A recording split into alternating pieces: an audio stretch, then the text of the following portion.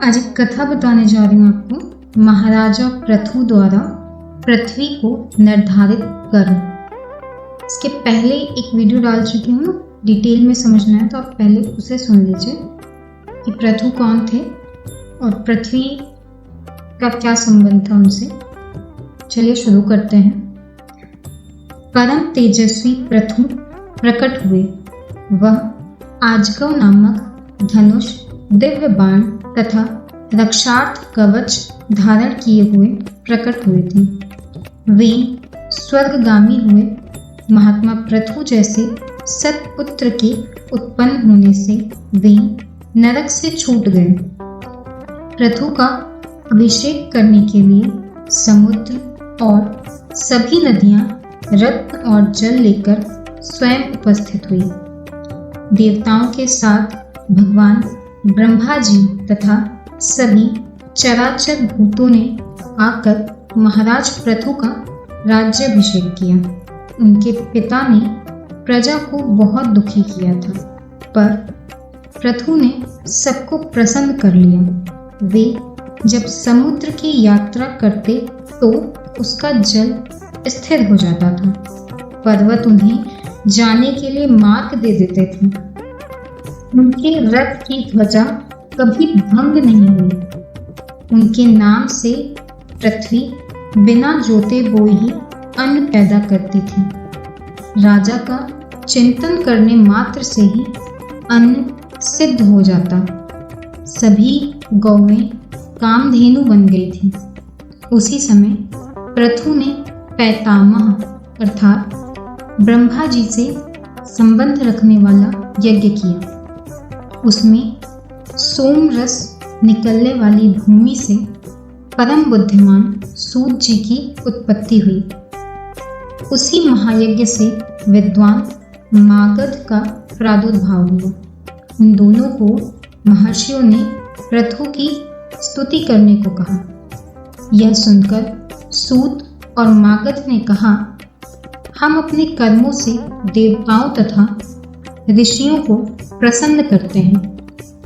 इन महाराज का नाम, कर्म, लक्षण और यश कुछ भी हमें ज्ञात नहीं है, जिससे इन तेजस्वी नरेश की हम स्तुति कर सकें। जब ऋषियों ने कहा, भविष्य में होने वाले गुणों का उल्लेख करते हुए स्तुति करो, उन्होंने वैसा ही किया। उन्होंने जो जो कर्म बताए, पीछे से पृथु ने उन्हें पूर्ण किया। तभी से लोक में सूत, मागध और वंदीजनों के द्वारा आशीर्वाद दिलाने की परिपाटी चल पड़ी। जब वे स्तुति कर चुके तब महाराज पृथु अत्यंत प्रसन्न होकर अनूप देश का राज्य सूत को और मगध का मागध को दिया। पृथु को देखकर ऋषियों ने प्रजा से कहा, ये महाराज तुम्हें जीविका प्रदान करने वाले होंगे। यह सुनकर प्रजा पृथु की ओर दौड़ी और बोली, आप हमारे लिए जीविका का प्रबंध कर दें। प्रजा को इस प्रकार देखकर उनके हित की इच्छा से धनुष बाण लेकर पृथ्वी की ओर दौड़ी। पृथ्वी उनके भय से थर्रा उठी और गौ का रूप धारण करके भागी। पृथु उनके पीछे भागी।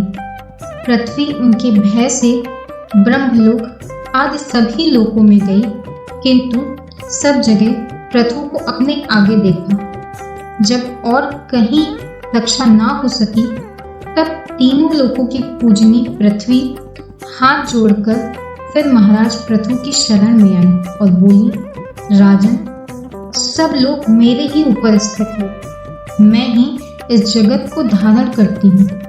यदि मेरा नाश हो जाएगा तो समस्त प्रजा नष्ट हो जाएगी। यदि तुम प्रजा का कल्याण करना चाहते हो तो मेरा वध ना करो। तुम उस उपाय को ही करो जिससे इस प्रजा को जीवित रख सकोगे। मेरी हत्या करके भी प्रजा का पालन पोषण नहीं कर सकोगे।